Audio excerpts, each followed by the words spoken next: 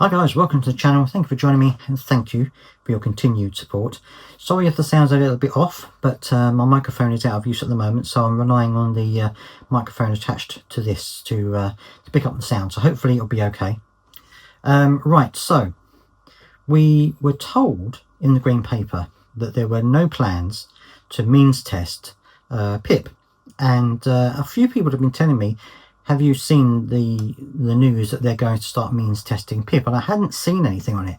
But thankfully, someone sent me the link to the Disability News Service that have just run a story about it. So I'm going to show you what they say. And then, of course, as always, please do let me know down in the comments what you think. Let's take a look. Right, here we are. Ministers are secretly considering means testing PIP, DWP admits, despite pledge in the green paper. Labour ministers are considering whether to start means testing personal independence payment, which is likely to cut billions of pounds a year more from benefit spending, new information secured from the Department for Work and Pension has revealed. The highly controversial idea would mean payments contributing to extra disability-related costs in future only going to those with less than a certain level of income, savings and investment. It comes as the government's new Universal Credit and Personal Independence Payment Bill, which aims to restrict eligibility to personal independence payment and cut the disability element of universal credit, received its first reading in the Commons. That bill does not include any measures to means test PIP, and the Pathways to Work Green Paper published in March insisted that PIP will remain an important non-means tested benefit for disabled people and people with long-term health conditions. Behind that pledge, ministers, special advisers and civil servants have been discussing whether PIP should be merged with universal credit. The new information came in response to a Freedom of Information request from welfare rights expert Finn Keeney, who has asked DWP for copies of reports produced since Labour came to power last July that discussed the possibility of PIP becoming means tested. He had noticed that various members of Labour's cabinet, including Work and Pension Secretary Liz Kendall, repeatedly linked PIP to work, even though it is available to disabled people both in and out of employment.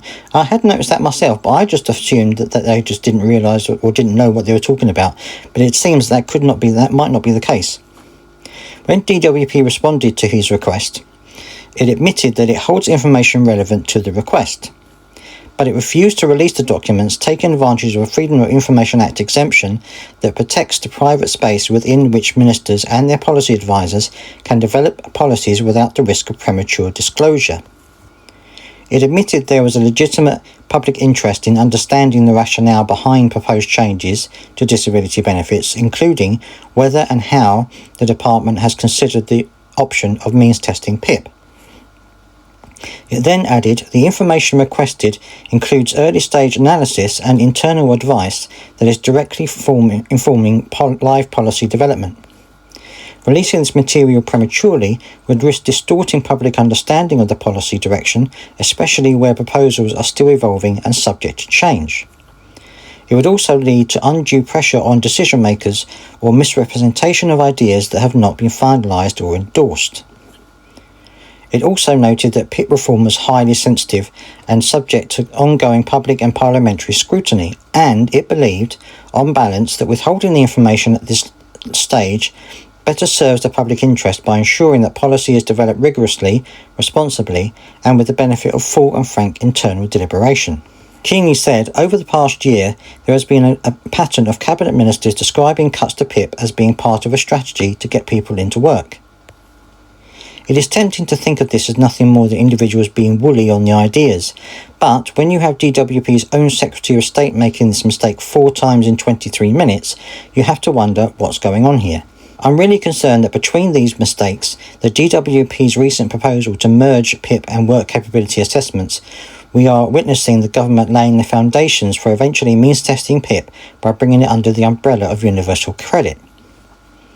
Means testing PIP would unfairly punish disabled people and would do nothing to help anyone to live independent lives in or out of the workplace. 2 years ago, Disability News Service was told that participants in a focus group had been asked questions about which people deserve various benefits and what they think about the idea of means testing extra cost benefits. Questions about the extra cost benefit ended with particular participants being asked whether it should be means tested on the grounds of affordability, although it was never clear who had funded the focus groups. 2 years earlier, the Conservative government had published a Shaping Future Support Green Paper, which suggested that ministers could create a single new benefit to simplify the disability benefit application and assessment process, which could provide support for disabled people and people with health conditions on low income and extra costs. The Work and Pension Secretary, Teresa Coffey, later told DNS at a fringe meeting at the party's annual conference in 2021 that merging PIP with universal credit was on the table. Just a month later, DNS reported how a DWP civil servant had told Disability Charity that the government planned to merge PIP with universal credit, although not for at least 6 years. That would suggest that the merger could be introduced as early as 2027. Now, the article does go on, and as always, I will leave a link to it down in the description below. But we already know that the Labour Party have taken on some of the previous Conservative government's ideas and put their own spin on it. So it could be that they've also looked at the Conservatives' idea of merging PIP with universal credit and means testing it because of these focus groups that the Conservatives did. So it could be that they've seen that idea and thought that they could probably do that as well.